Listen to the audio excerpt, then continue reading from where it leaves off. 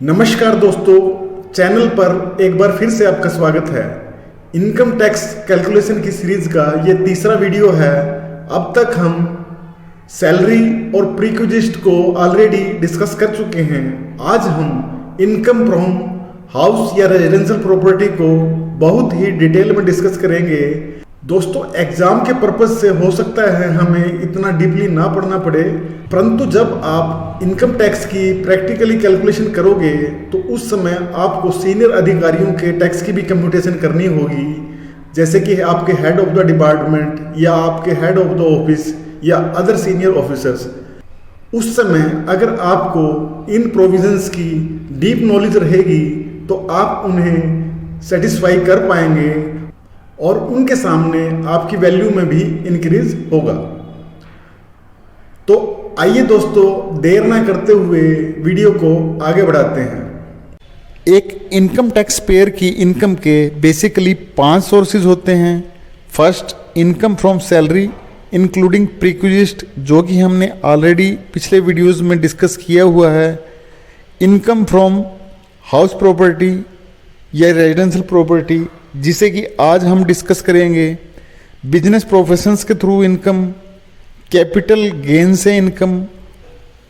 जो इनकम ऊपर के किसी भी सोर्स में इंक्लूड नहीं की गई है उसे इनकम फ्रॉम अदर सोर्स में काउंट किया जाएगा।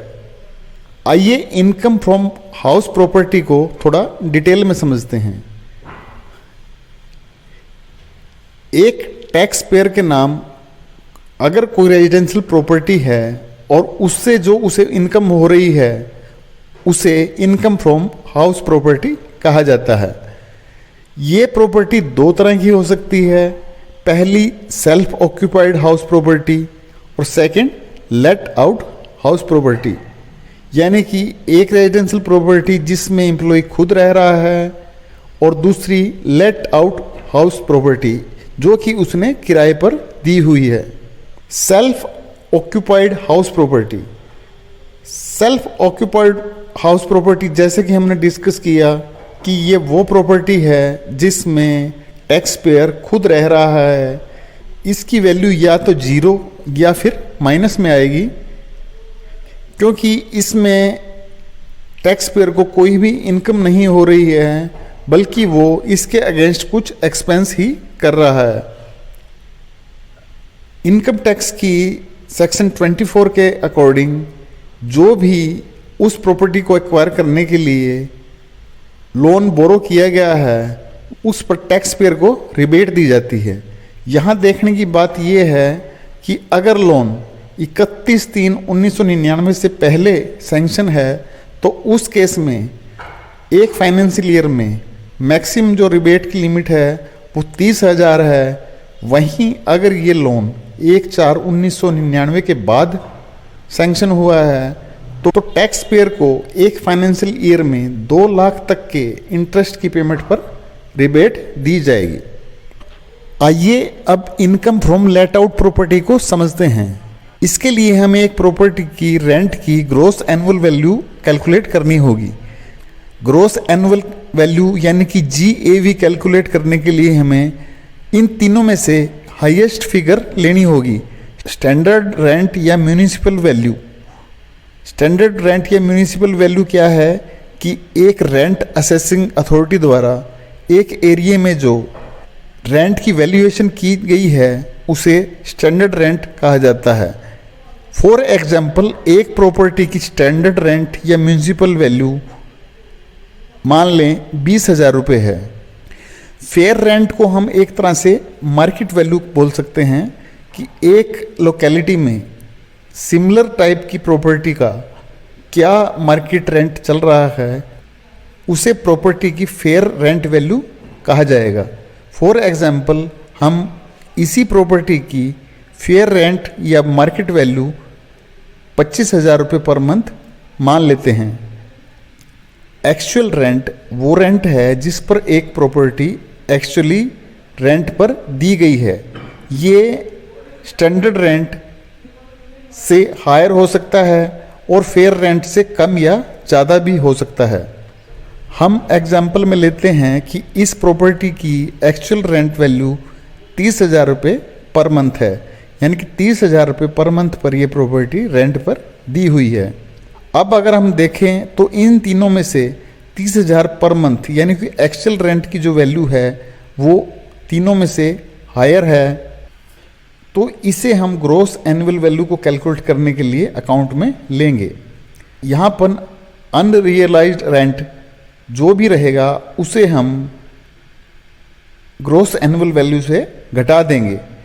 अनरियलाइज्ड रेंट से मतलब है कि रेंट की वो वैल्यू जो कि एक टेनेंट द्वारा एक प्रॉपर्टी ओनर को उस साल के अंदर पे नहीं की गई।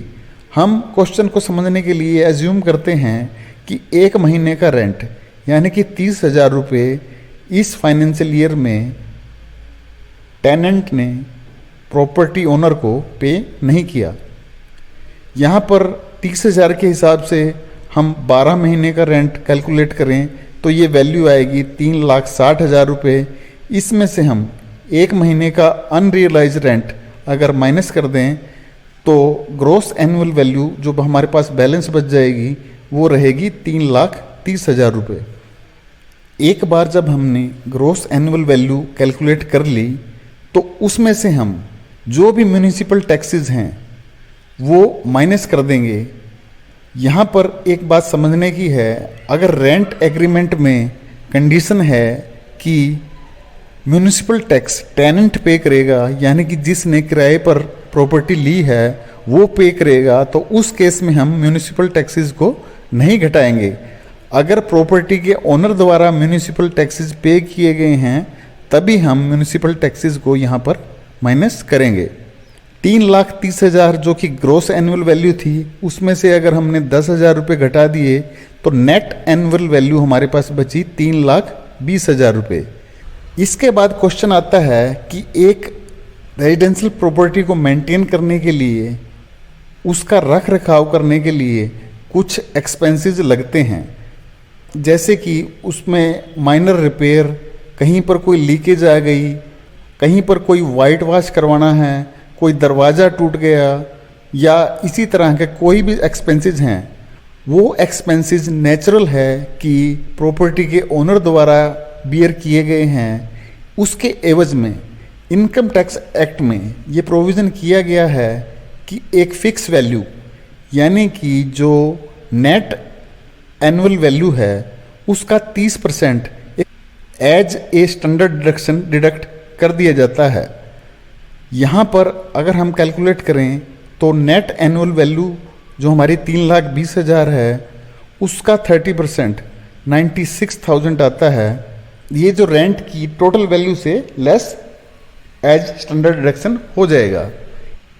हम ये एज्यूम करते हैं कि इस रेजिडेंशियल प्रॉपर्टी को एक्वायर करने के लिए प्रॉपर्टी ओनर ने होम लोन ले रखा है और करंट फाइनेंशियल ईयर के दौरान उसने इस पर 1,60,000 रुपये एज इंटरेस्ट पे किया है जो उसने लोन लिया था। यहाँ ध्यान देने की बात ये है कि जैसा कि हमने